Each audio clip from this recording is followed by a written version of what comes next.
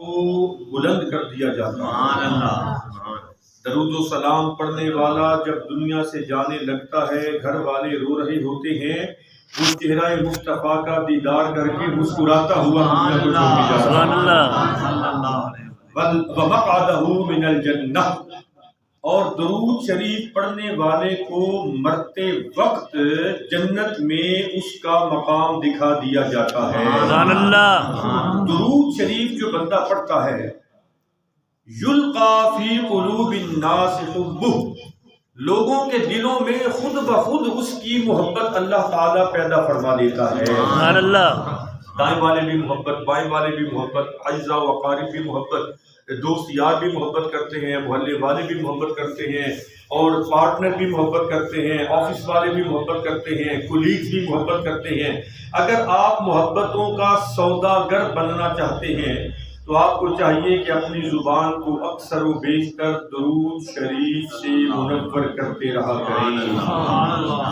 روایات میں آتا ہے کہ جب بندہ وہ دو مسلمان آپس میں ملتے ہیں، بغل گیر ہوں یا مصافحہ کریں، سلام کریں، السلام علیکم ورحمۃ اللہ، سلام ہو گیا، ہاتھوں کو نہ چھوڑنا، یعنی کافی دیر تک، کافی دیر کا مطلب کئی گھنٹے نہیں، اگر ہم 5 سیکنڈ میں سلام کرتے ہیں تو 10 سیکنڈ کا سلام ہونا چاہیے۔ ہاتھوں کو نہ چھوڑنا یہ سنت مصطفیٰ صلی اللہ تعالیٰ علیہ وآلہ وسلم اور ذریعہ ازدیاد محبت، محبت کے بڑھنے کا، محبت کی زیادتی کا ذریعہ ہے۔ سلام کیا تو ہاتھ کو جلدی نہیں چھوڑنا، السلام علیکم ورحمۃ اللہ، 5 سیکنڈ کے بجائے 8-10 سیکنڈ کے بعد چھوڑیں، اور جب چھوڑنا ہے تو ایک دم نہیں، بالکل اس طرح مس کرتا ہوا یوں ہاتھوں سے ہاتھ جدا ہو، یہ سنت مصطفیٰ صلی اللہ تعالیٰ علیہ وسلم، اور اس سے محبتیں بڑھتی ہیں۔ بغل گیر ہونے کا موقع ملا، مصافحہ کرنے، معانقہ کرنے کا موقع ملا، جپھی لگانے کا موقع ملا، جس کو انگریزی میں آپ کہتے ہیں ایمبریس، اگر آپ نے کسی کے ساتھ وہ گلے ملنے کی آپ کو سعادت نصیب ہوئی ہے تو نبی پاک علیہ الصلوۃ والسلام نے فرمایا معانقہ کرو یا مصافحہ کرو۔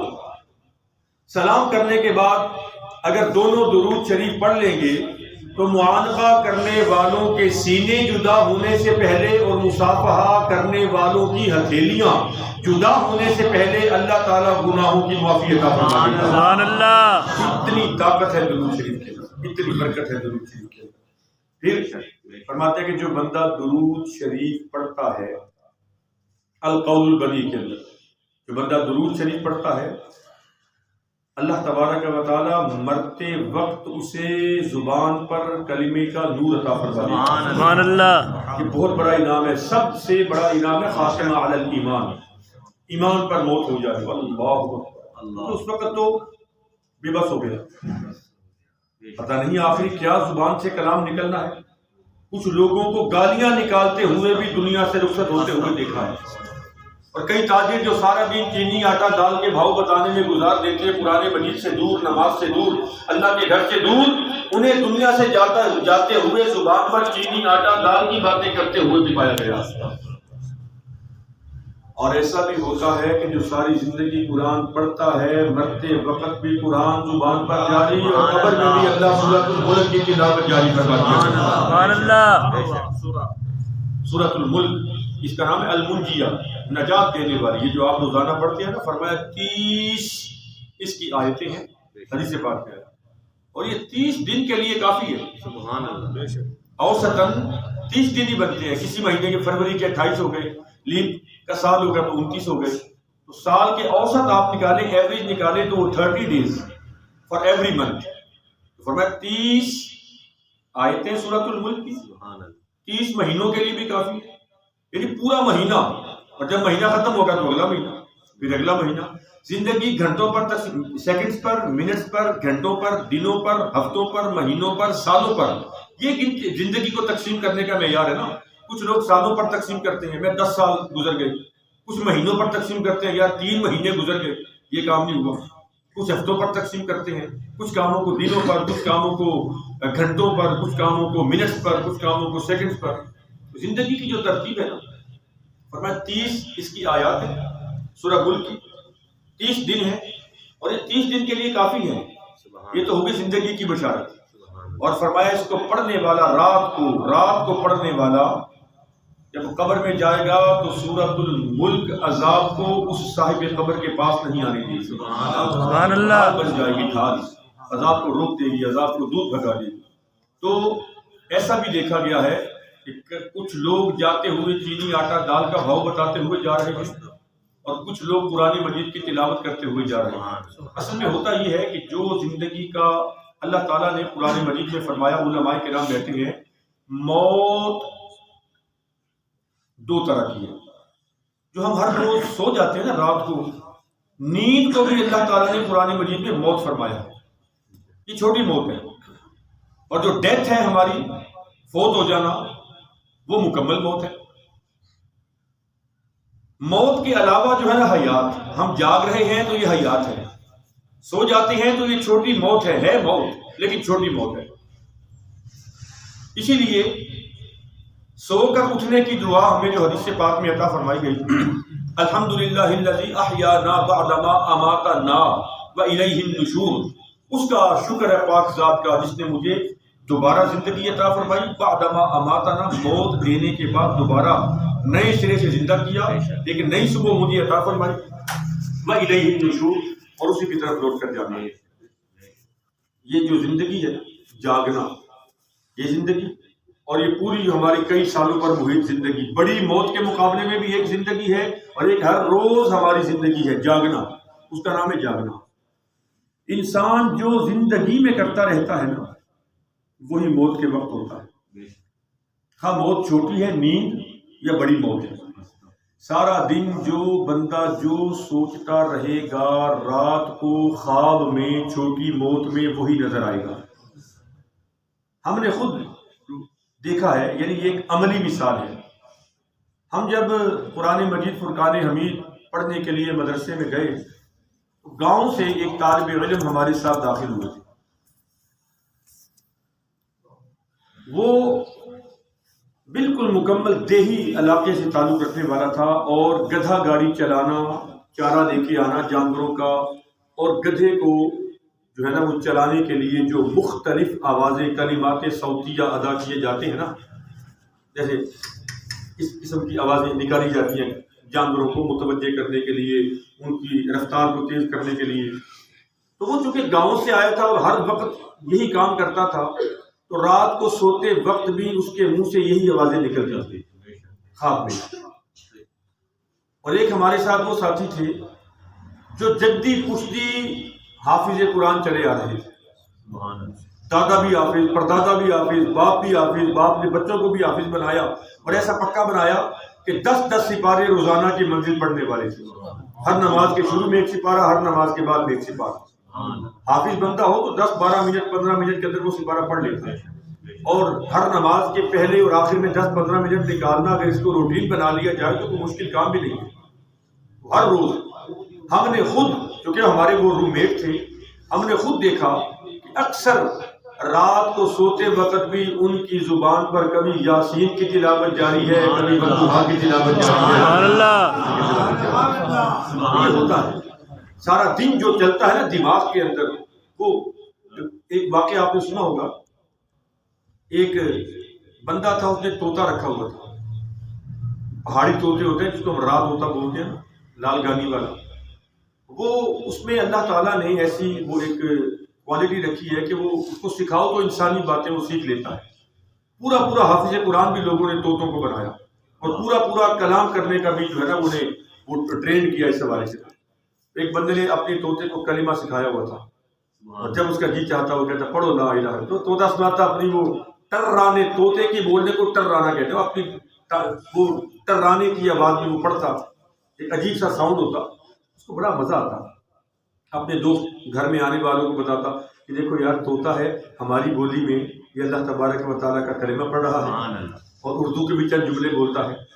تو میں یہاں پر یہ بھی کہنا چاہوں گا کہ اگر طوطا جو ہمارے لیے غیر بولی والا ہے، اگر ایک طوطا پرندہ ہمارے لیے غیر بولی والا ہو کر ہماری بولی بولے تو ہم اس کو بڑی محبت سے دیکھتے ہیں. اندازہ کریں جو سرکار کی بولی میں اترنے والے قرآن کو پڑھتا ہے، نبی پاک اسے کتنی محبت سے دیکھتے ہیں. سبحان اللہ. قرآن نبی پاک علیہ السلام کی بولی میں نازل ہوا ہے. حضور علیہ السلام کی زبان عربی، عربی زبان میں نازل ہوا. اس طوطے پر بلی نے حملہ کیا. اب وہ جو ہے نا وہ ٹرائیں کرتا ہوا وہ فوت ہو گیا، بلی کے ہاتھوں مر گیا. وہ بندہ رونے لگ گیا. گھر والوں نے سمجھایا کہ رونے والی کون سی بات ہے، طوطے اور مل جاتے ہیں، رو نہ. کہتا ہے میں طوطے کے مرنے پر نہیں رو رہا، میں اس بات پر رو رہا ہوں کہ اس کو میں نے بڑی محنت کر کے کلمہ سکھایا تھا، اور جب موت نے حملہ کیا تو زبان پر کلمہ جاری نہیں ہو سکا. یہ ٹائیں کرتا ہوا دنیا سے چلا گیا. تو کہیں ایسا نہ ہو کہ ساری زندگی ہم نے بھی کلمہ تو پڑھا، زبان کو ہم نے اتنا عادی ہی نہ کیا ہو، جب چھوٹا سا کانٹا چبھتا ہے تو اللہ والوں کے منہ سے نکلتا ہے حسبنا اللہ. اللہ والوں کے منہ سے تکلیف کے وقت کیا نکلتا ہے؟ حسبنا اللہ. ہمارے منہ سے تکلیف کے وقت نکلتا ہے ہائے وائے، یہ شور ہم کرتے ہیں. تو زبان کو اتنا ٹرینڈ کر لینا چاہیے، اتنا اس کو جو ہے نا وہ تربیت دے لینی چاہیے کہ جو ہی کوئی تکلیف کا وقت آئے تو جناب والا زبان پر کلمہ شریف خود بخود جاری ہو جائے.